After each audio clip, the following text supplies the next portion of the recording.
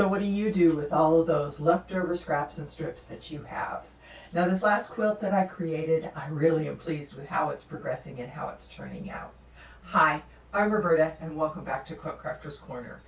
Now I was playing with more of my strips, especially when I was creating this quilt back here behind me. As you can see, I'm almost done with it. I just need to put my columns together. So I was playing with some of those leftover strips that I had, and I came across this idea and I went, ooh, well this looks like a fun thing to create. So I've been working with this new idea that I'm really excited about showing you today. So if you haven't subscribed, please subscribe. I do appreciate it. It does help me. And I just love your comments. I love to hear what you're thinking about some of these ideas that I'm giving you. So let's go over to the cutting table. I've got this really new, great idea that I'm super excited with sharing with you. So as you can see, here's the idea here, where it starts with a hexagon in the middle, and then you're just adding strips all the way around it. Now, I just pulled out some of my numerous flower materials that I have and started playing with some of these ideas.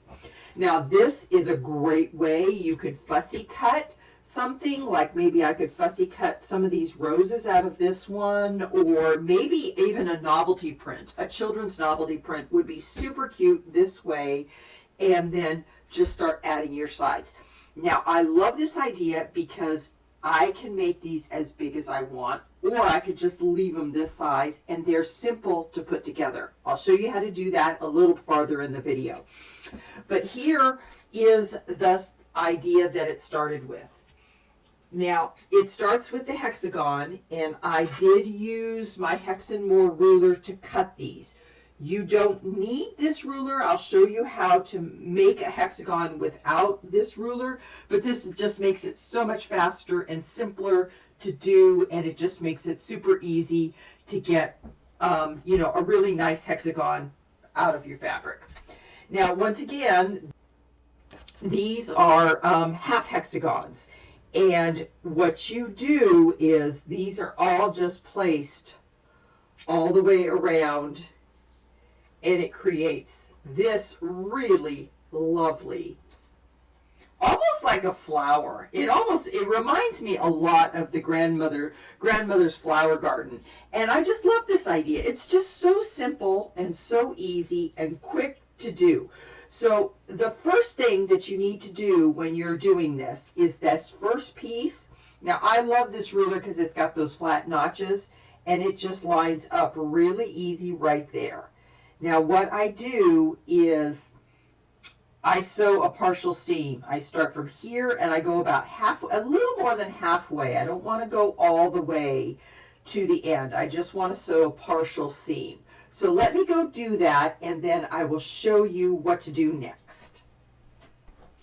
Okay, so here's my first piece sewn on, and as you can see, I did not sew all the way to the end. Now there's a reason for that, and you'll see as we get farther along with this. Now the next piece just goes on just like that. Now this piece you will sew from end to end. Now see how these nice flat spots in this half hexagon makes it really simple to line everything up, and I know everything's going to be perfect. I'm going to sew a seam from here to here. All right, now we have two on, and then I'm just going to continue to do the same thing all the way around. I'm going to continue to sew from here to here, nice 1/4 inch seam, and put the next petal on. Okay, so here we are. The next one's on, and now I will just continue to put this one followed by that one on. Now here we are, and I'm just going to finish this one here. Now it's not until we get to this one that we need to do something with this end here. So let me put this one on, and as you notice, in between each one of these, I do take it to the iron and I do press this down only so that it lays nice and flat and I can get the next one on really easy. Okay, so there we are. We have our last one to put on. Now I'm going to fold this down this way and keep it out of the way because I want to put this one on next. and then it's just a simple, easy way to put this on. So let me sew this one, and then I'll take it to the iron and press it, and then we will do this last one. Okay, there we are. Now we have our last one that needs to be put on. And what I'm going to do is, back here where I stopped stitching, I'm going to start back here and then just continue on and sew all the way to the end and finish that seam.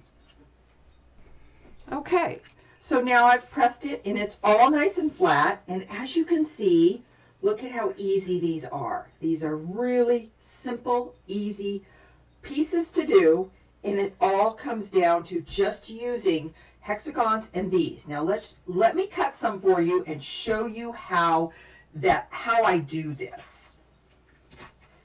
They go together really nice and really fast. So here's a piece of fabric, and this, as you can see, this is just a random piece of fabric that I have. Now using this, I could just easily lay this on there and cut my hexagon if I want to, or my half hexagons, whatever I want to use. But I kind of want to show you how to cut these if you don't have one of these rulers. I would highly recommend it because it just makes it a lot faster and easier and simpler. I'll put a description in the link below to go take a look at it on Amazon. But it really isn't that hard to do. You need a 60-degree angle, and since I already have this nice 60-degree angle on this one here, I'm just going to cut my strip at 5.5 inches. And why 5.5? Because it just gives you a little extra room to play with. So I'm going to cut this strip here. So I'm going to take my 60-degree ruler. So now all I really need to do is to get that other angle using my ruler. Now this is just a straight 60-degree angle. It's nothing else other than that. And I've got this really lovely center line on it. And all I'm doing is cutting that. There's my half hex. So, and you could put two of these together to make this centerpiece if you wanted to. What I do is I would sew two of them together, just like I've done that. I've cut two half hexes and then I just sewed them together like that. This is another way to make that centerpiece. But to do it so that you get that, especially if you're going to fussy cut something, this needs to be 4.5 inches wide and about 5.5 inches long, and then just do the same thing with this ruler to cut these points. And what you'll need to do is also mark the center where it's like it would be 2 1/4, and you need to mark that center so that you could line this ruler up and get those points just right. But that's the way to cut the half hexes and the hexagons. If you don't want to go buy one of those rulers, just use a 60-degree triangle. If you have one, this is the one that I use, like when I'm cutting any type of 60-degree angles. So I use this one actually a lot when I do the kaleidoscope quilts. That's a whole nother thing. So that's how you cut the half hexes. Now, I want to show you one more thing, because I really got to thinking and going, what else can I do with this? And so that's when I started playing with another idea. What if you added another row? Now I added a complete another row to this to make it even bigger. And this is, you can make these as big as you want. Just make sure that you cut your distance that you've got, because this is, as when I was showing you when you put it on, you need this distance of here plus whatever's going to cover your next distance out. So it's an easy way to do this. You need to do a little measuring, and there is a little math involved, but it's just making sure that you cut the distance of that next strip so that you're covered. So this is a whole nother idea. So once again, just keep, measure this distance and then add the distance of 2.5, and that should cover it. And you've got a nice piece there to go together. Now the reason why I love this idea, because putting these together, you don't need Y seams. You don't need to do Y seams. All you need is a nice triangle. Now this gray fabric has had something I've left over just to show you how quickly and easily these go together. Now these two don't quite because of the thing, but I could, you know, add another piece down here of the gray and another piece of the gray up there and make that bigger, and then this would fit. And then I could put different sizes together, and this is how you sew one on here, you sew one on there, and then you've got a straight seam, and these go together really simple and really easy, just with a piece of a 60-degree. This is just a 60-degree triangle, and it all fits together.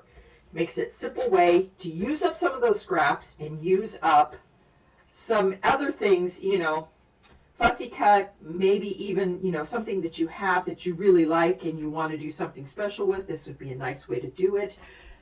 But let me show you one more thing. And I got to playing with this, and I thought, well, what if I did something else? Because I like the hexagons, I like to have hexies around it, but what if I added something a little different?